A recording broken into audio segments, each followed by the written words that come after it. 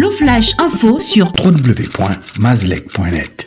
Après 28 ans de présence à la tête de la Cour constitutionnelle gabonaise, Marie-Madeleine Boronzo entame ce mardi 24 septembre 2019 un énième mandat de 7 ans à la faveur de la cérémonie solennelle d'entrée en fonction des membres de cette institution, nommés ou confirmés par décret du 7 septembre dernier.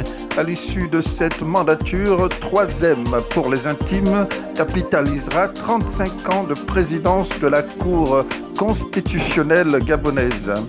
La crise de fonctionnement qui parasite au ministère gabonais des Transports et Administrations placé sous tutelle s'invite cet après-midi du 24 septembre 2019 sur la table de travail du ministre de tutelle Justin Doudangoy, mise à l'index par les travailleurs pour banditisme d'État.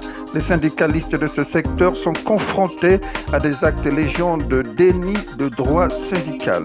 Report s'inédié le samedi 21 septembre dernier des festivités marquant les 25 ans du Centre de libéraux réformateurs, le CLR, cérémonie qui aurait coïncidé avec le dévoilement de la photo complète de famille du directoire de cette formation politique de la majorité au pouvoir.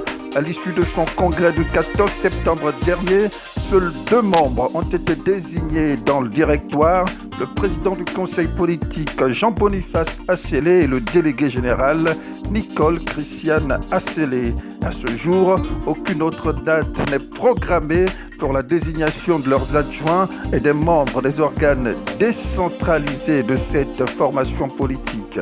90 milliards de francs CFA sur 10 ans pour la réduction des émissions de gaz à effet de serre, appui financier de la Norvège au bénéfice du Gabon en guise d'encouragement de ces efforts entrant dans le cadre de la préservation de la forêt qui couvre 90% du territoire gabonais.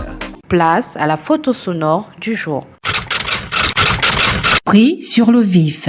Éric Joël Bécalé, écrivain gabonais.